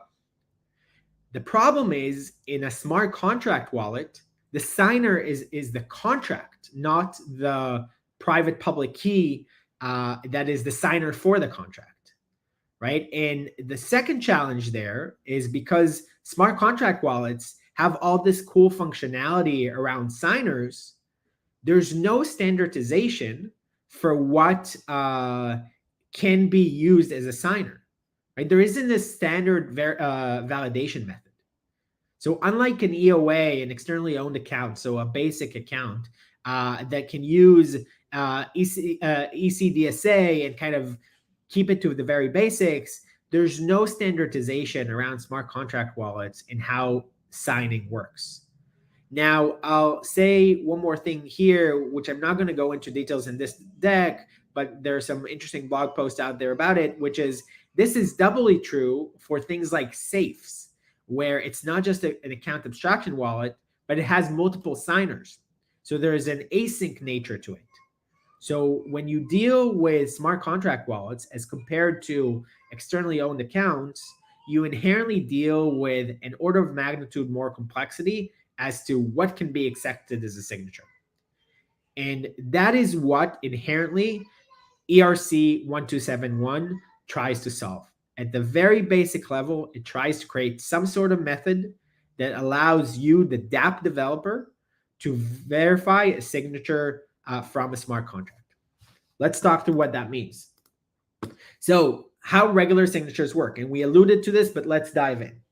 The server requests a unique message, right, with a nonce to sign, right? There's a hashing component, and then the end user using their private key signs the message in the nonce, signs the hash essentially, and then the server using the EC recover method can actually just validate that, and they're done.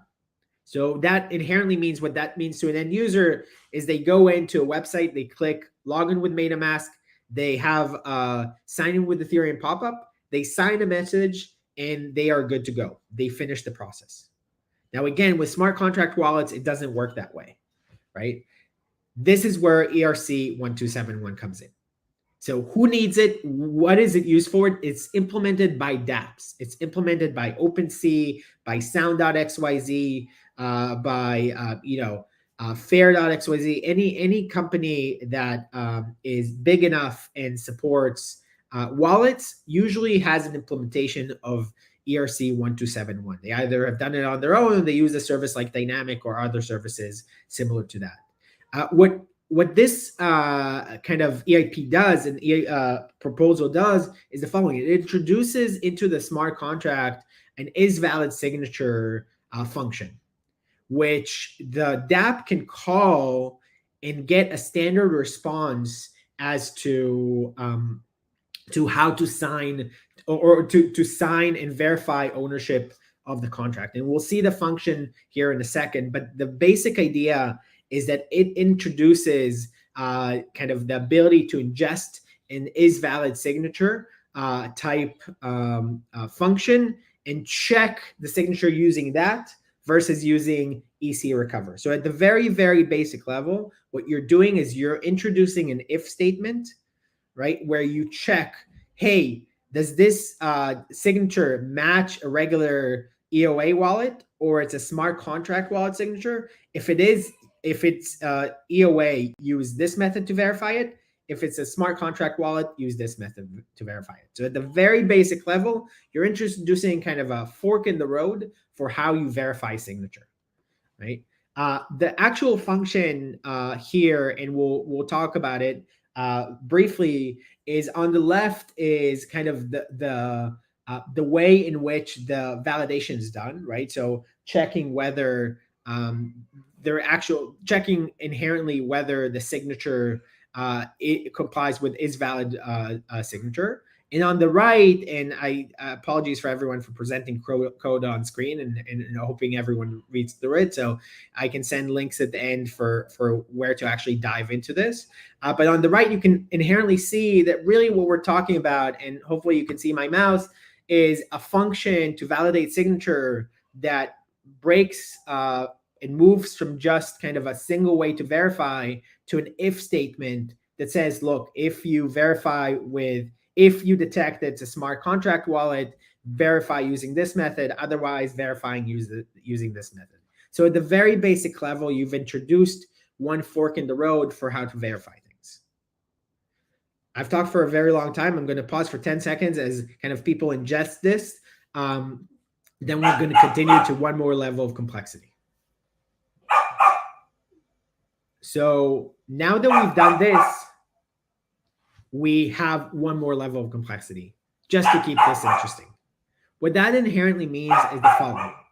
With 4337, which is smart contract account abstraction coming in, what you see is this really, really cool method. And bear with me for a second as I just let my dog in. Otherwise, you will hear barking for a very long time. But what's really interesting is the following. With account abstraction coming in, you have this really cool feature that was introduced, which is counterfactual deployment.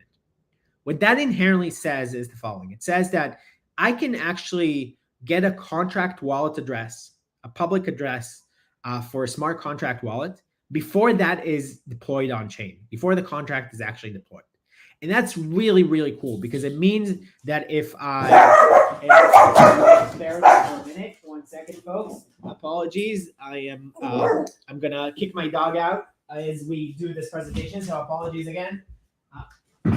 But at the very basic level, and sorry about that, everyone, at the very basic level, what that means is that if you log in with an email account or social account and generate a smart contract wallet, you delay deploying it on chain, you delay actually putting it on chain until later on in the life cycle, until you actually have to run your first transaction. And that saves significant gas costs. That essentially means that you don't have to actually take gas costs into account until very late in the process. That's really, really cool. But it creates a problem, which is how do you verify a signature of something that has not yet been deployed, right? How do you actually validate that a contract that has not been deployed can sign? And that's where ERC 6492 comes in. So a second iteration of 1271 is 6492, which essentially gives you another method, an additional if, to verify contracts that have not yet been deployed. And that's really, really cool. And the way that works, and I'm taking here in full credit to the Zero Dev team for writing about this, and Embraer team for coming up with a lot of the solution. And so this is from the Zero Dev blog. At the very, very basic level, what you do is you introduce some sort of contract that validates a signature or checks whether the contract is deployed on chain, checks the address type to see whether its sequence is an address that has not yet been deployed, a counterfactual address, and then essentially simulate running it and kind of using an ETH call to simulate running the contract and get the signature based on that, and then use is valid signature. So inherently what that means is a DApp looks at a smart contract wallet that has not yet been deployed, simulates it, and then gets an is valid signature in order to sign and validate the signature of that contract. So it's a little bit of kind of ninja tricks, but what it inherently does is it allows you to validate signatures for contracts that have not yet been deployed, which is really, really cool.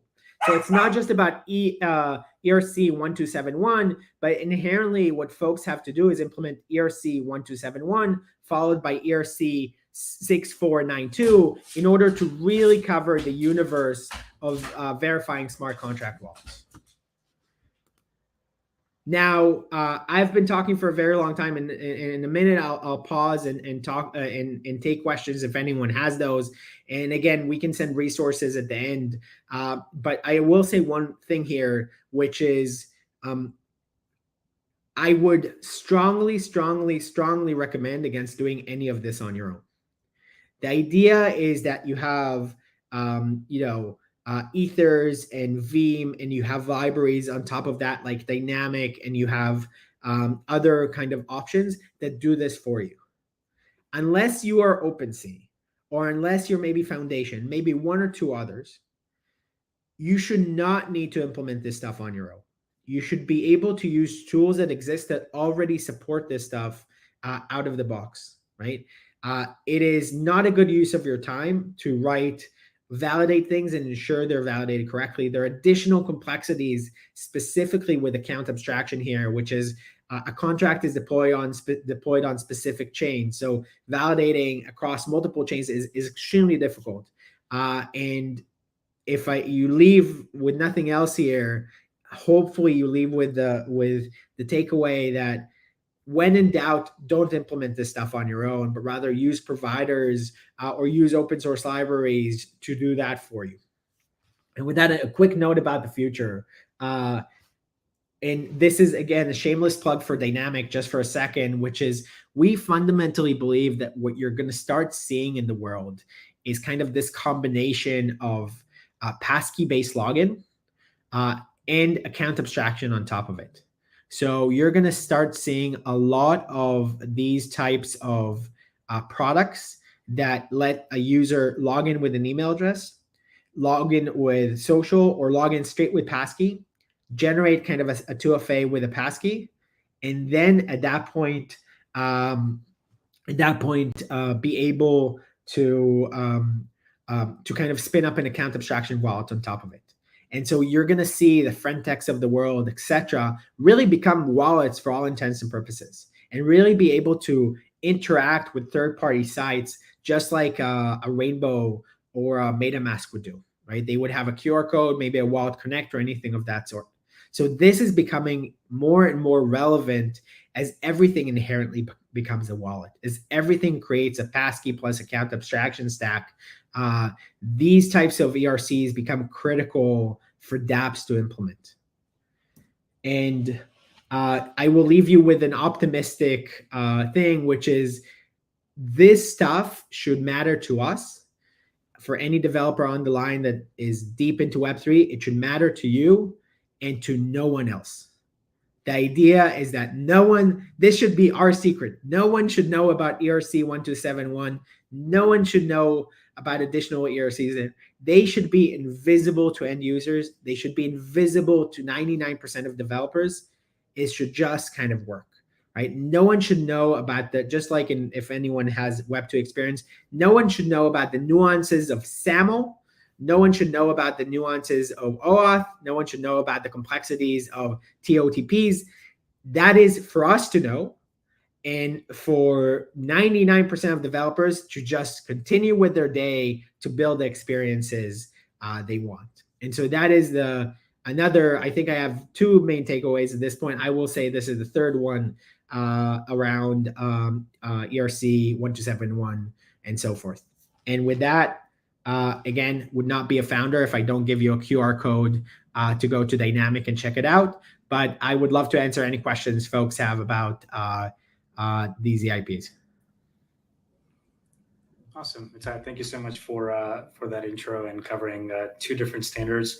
I think the most kind of common question here, and I think that would just simplify takeaway here, is putting this into context with what everybody else kind of knows about account abstraction. So maybe just rephrasing this in a more simpler terms, like where does this fit in with respect to 4337? Like, is this like a replacement? Is it under it? Is it a superset? What's a good framing around people to just intuition? It is the counter to 4337 in the sense that 4337 lets you spin up account abstraction wallets. Two account abstraction wallets want to interact with dApps. To support that, you need these two AIPs, right? So essentially think about it as the other side of 4337. 4337 is around the wallets. This is around the dApps interacting with the wallets. Awesome. Well, hopefully that gives people the intuition. And final question. Let's see those balloons. Yes. Okay. Wait, you guys ready? Let's see if this works. Okay. I'm going to see whether this works. The balloons worked. Okay. This is, I feel like this means the presentation was a success. I also have no idea how to turn it off. So for the next few years, see me with random balloons. Amazing. Well, thank you so much for taking the time, and hopefully we'll all get to do this thing. And I think the lesson is important here, which is don't try to do this thing on your own. If somebody is spending the time making the standard compliant, it's easier to use that SDK than doing it from scratch. So thanks again. Thank you, guys. Awesome. Right. With that, we are ready for our last summit talk of the day, and that is us learning about this 6963 standard. This is going to make so many things easier for all of you as you think about, well, signing it from different wallets, different browser extensions, and everything in between, and preventing all those things that make all of your browsers fight for the Web3 context view.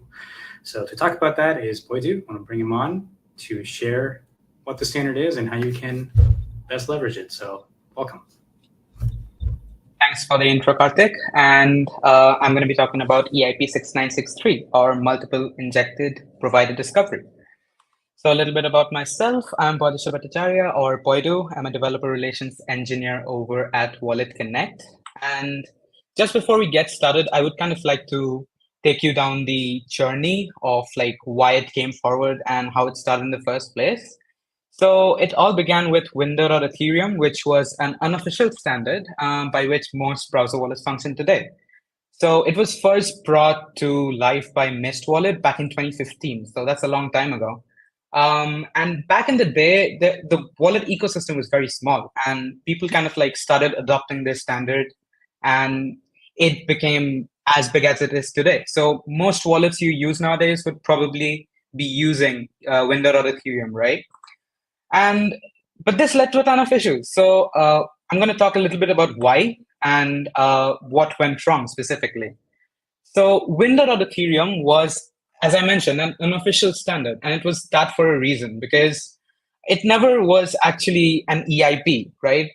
And as the wallet ecosystem flourished, as more and more wallets started to get into place and there was competition, it was impossible to accommodate like multiple wallets with this technique. And why is that? So the way Window.Ethereum worked was the wallet would inject its provider into your browser window. And when a lot of wallets try to push their providers into that single slot, the last one basically remains and is available for you or the end user. And I'm going to give you an explain me like I'm five type explanation for this. So imagine you're in a playground and there are different kids with different toys. And all the kids basically rush to you to show you that toys because you're the popular kid. And you have to pick one quickly. And you usually go with the very last kid and his toy. You don't get the option to basically pick and choose. And this is what's called race condition. And in the case of browser wallets, if you had multiple wallets installed, all of them would rush to share their provider to you. And the last one would often win the race. And what changed then? So 2015, that's a long time ago. Something must have changed, right? No, unfortunately. So this unofficial standard saw more adoption by being referenced by another EIP, which was 1193, which was on a completely different topic. But that one basically set this one in stone. And even though the actual standard was about the Ethereum provider API, being mentioned by an official EIP, it saw like massive adoption, and wallets started fighting for the last place for this injection to occur, right? Till date, I think this is one of the biggest UX issue in the ecosystem, and that's basically the lack of choice we have for the end users. And this is where EIP 6963 comes in. But before that, there was another attempt. So 5749 was the first step in the right direction per se. It was authored by Kosala, and he proposed like a window.evm providers object, where wallet would kind of inject all their providers in like an array, and this would eliminate this winner takes most condition that came with Window.Ethereum. Even though this was like good, like it was a step in the right direction, it did not see enough adoption by wallets to actually go ahead and solve this UX issue. And that's where we kind of come our segue into EIP 6963. Multiple injected provider discovery. It's authored by folks like Pedro, Glitch, Kosala, Richard, Jake, and a lot of other amazing folks. And with directions from like several big wallets like MetaMask, Encrypt, Zerion, Token Procket, Rainbow. And I think recently even Coinbase announced that they would support it in by the end of this month. So to put this issue finally to bed, protocols, libraries, wallets, everyone joined their hands for a better standard. And after months of extensive discussions, meetings, and suggestions, we finally have a consensus, and it was promoted to final a couple days ago. And again, I'm going to give you an ELI 5 version of this one as well. So remember that playground example. So in EIP 6963, the kids would kind of take turns to tell you about their toys. They'd say like, hi, I'm kid A. I have this really cool toy robot. And the other kid would say, hi, I have this colorful puzzle. And that way, you, the end user, actually gets to pick and choose which kid you want to play with or which kid's toy you want to play with. The website you see here is eip6963.org. You can go ahead and test it out right now. It's available on eip6963.org, and it was made by me. So moving on, I'm going to kind of walk you through a bit of the process of how it works. So what happens is the dApp dispatches an event called EIP6963 request provider. And in response to that, all the wallets start announcing their provider through EIP6963 announce provider. And once the dApp has listened to all the announce provider, each of them coming with their own provider and metadata. This metadata consists of like UUID, which is to distinguish between the different 1193 sessions, the name, which is what's going to show up in the dApp as the name of the wallet, the icon, which is a data URI, which points to the icon of the wallet, and RDNS, which is the wallet's domain name, and in a reverse order. So if it's, let's say, Xerion, so it's going to be, instead of Xerion.io, it's going to be io.xerion.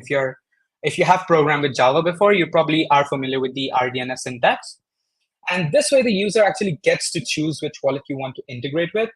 Now, enough of showing. I'm going to give you a demo. So if you are following through, you can just scan this QR code. This will open a code sandbox for you. I'm going to keep it open for 5 seconds, and then I'm going to go over to the code sandbox to actually show you in an environment. Okay, I think that's enough. Moving on, let's go to this tab. So over here, most of the implementation for EIP 6963 would happen through the Connect wallet provider's side. So as a dApp, you don't really have to change anything except from like update your Connect wallet options. So right now I'm using Web3 Model v3.1.0, which supports EIP 6963 by default. So there's no additional configuration necessary.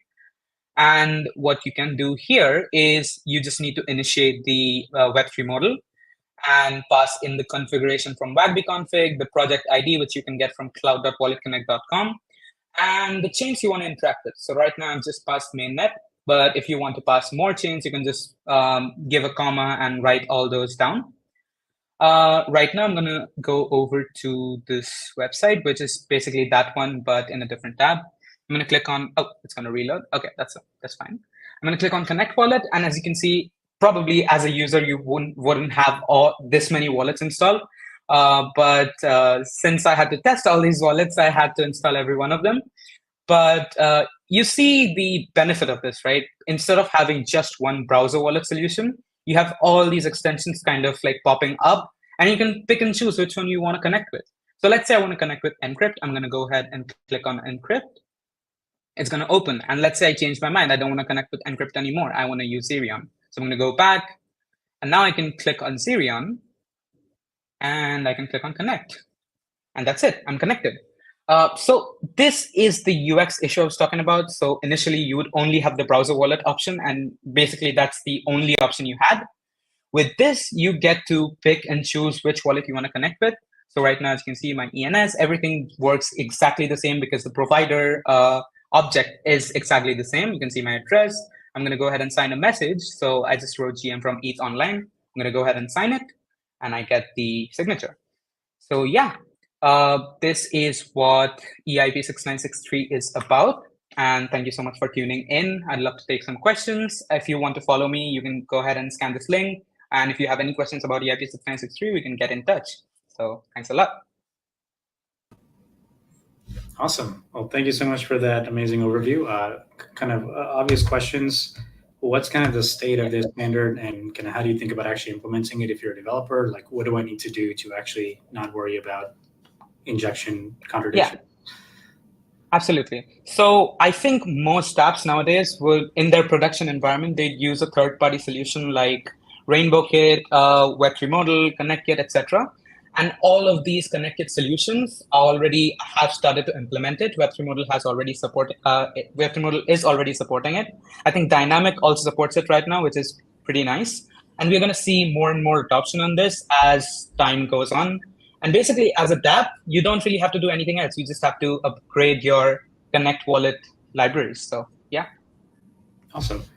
We have a question from the audience, but I think this is more like it'll be good for everybody else to kind of understand too, which is, does this change anything if you're interfacing with a smart wallet? No, because the provider object is going to be the exact same as it's going to come from the wallet. So I don't think any additional setup is necessary if you're using a smart wallet now. Awesome. Hopefully that answers your question in the chat. And I guess overall, another question would be: Is this kind of the final state of way to simplify this? I would say this UX hurdle, or are there other improvements to the standard, or just on the UX or developer side that could make it even better in the future? I think right now the state this EIP is in kind of solves the two biggest issues, which is One, you never know which provider is injected, which is solved by the metadata because you get the name and the icon. And the other one, the obvious elephant in the room being you get to connect with only one wallet at a time, and you have no way of basically choosing which wallet you want to connect with. You have to go to your extension tab, you have to disable every one of them. And it's pretty much a pain in the ass, to be honest. And this basically solves these two issues. I think the most obvious improvement would be more adoption by other wallets. But right now we have a good foundation. We have some of the biggest wallets in the ecosystem already supporting it. So probably that would be the best next step, of dApps also supporting it, so that it can actually put an end to the windowed or Ethereum object. Amazing. Well, thank you so much for taking the time, and can't wait for this to just be the default for all of these providers and seamless switching on all the apps. All right. Well, this officially concludes our summit on what's happening with all the interesting EIPs and ERCs. This gets you a good overview of what the next 6 to 12 months are going to look like, and it's just better standardization, way better developer experience, and a lot of safe fees on transactions with 4844. So I want to thank all of our amazing speakers here who took the last 2 hours to really showcase and educate us on all the cool things that you can do as a developer. And with that, I want to let all of you go back to hacking for the rest of the next week and a half for your submissions. Thank you again for tuning in, and we'll see you all in Discord. And in the meantime, hope you enjoy some lo-fi beats. Thanks everybody for tuning in, and we'll see you there.